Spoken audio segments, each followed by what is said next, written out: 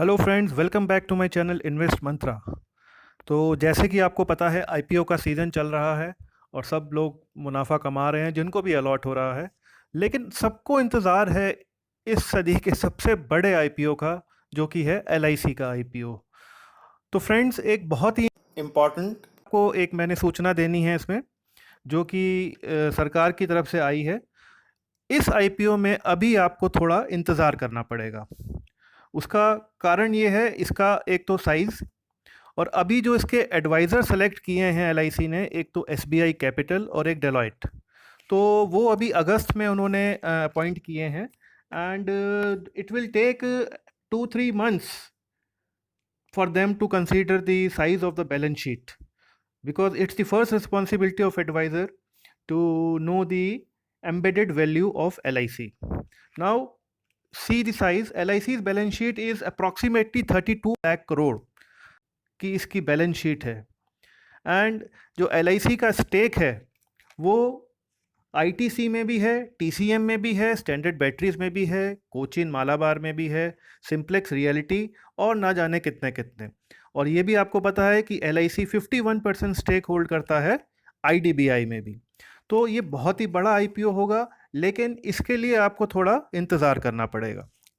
इंतज़ार क्यों करना पड़ेगा? क्योंकि LIC एक्ट, जो कि एक गवर्नमेंट के द्वारा एक जब 1956 में जो बनी थी LIC, तो एक उस एक्ट में ये लिखा था कि इसमें कुछ भी अगर आप पब्लिक करेंगे तो इसमें आपको पार्लियामेंट से पहले अप्रूव कराना पड़ेगा। तो वो अब तभी पॉसिबल है क्योंकि इस समय तो पार्लियामेंट क्लोज्ड है।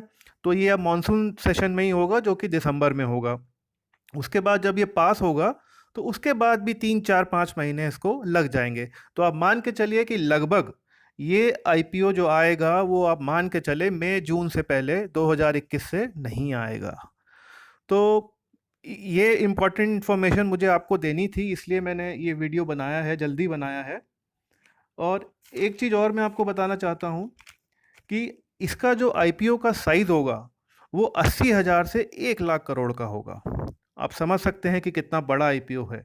और जो इसकी वैल्यूएशन बताई जा रही है एलआईसी की, वो 12 से 15 लाख करोड़ की बताई जा रही है। तो इसमें अभी बहुत पेच हैं। तो सरकार ने इसीलिए समय मांगा है इस आईपीओ को, इसीलिए डिले हुआ ये, ताकि इसमें जो भी बचा हुआ काम है वो आसानी से पूरा किया जा सके, क्योंकि लीगल फॉर्मेलिटीज़ के बिना इसको आईपीओ को हम लॉन्च नहीं कर सकते। तो एलआईसी इससे तकरीबन 1 लाख करोड़ रुपए रेज करेगी। और 10% की जगह अब सरकार ने कर दिया है कि instead of 10% it will sell around 25% of stake at BSE and NSE stock exchange. So now the government of India is planning to raise funds between 80,000 to 1 lakh crore through this IPO. अब जब इतना पैसा आ जाएगा तो वो हो सकता है वो सोशल एक्टिविटीज़ में खर्च करे, डेवलपमेंट में खर्च करे, इंफ्रास्ट्रक्चर में खर्च करे, ये गवर्नमेंट के ऊपर है। बट ये आईपीओ बहुत ही बड़ा होने वाला है, अब तक का सबसे बड़ा होने वाला है। और कई लोगों को ये डाउट है कि क्या इसका प्राइवेटाइजेशन हो रहा है। जी नहीं, ऐसा बिल्कुल भी नहीं होगा।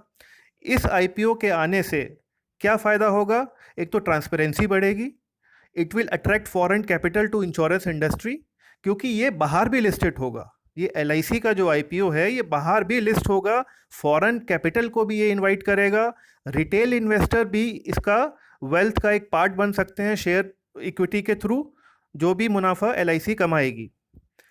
क्योंकि इसमें जो है LIC government will be the major stake holder and there will be no change in its ownership. ये हमारे जो फाइनेंस मिनिस्टर हैं उन्होंने भी बोला है कि इसमें ग्राहकों को और किसी को कोई फ़र्क नहीं पड़ेगा। The IPO is not intending to have any impact on the policy holders and the employees. तो इसमें घबराने की ज़रूरत नहीं है, बल्कि कस्टमर को इसमें फ़ायदा ही होगा। तो अगर आपको ये मेरा वीडियो पसंद आया हो तो इसको सब्सक्राइब करिए, लाइक करिए, और जो भी इन्फॉर्मेशन आपको चाहिए कमेंट में आप मुझसे पूछ सकते हैं। Thank you.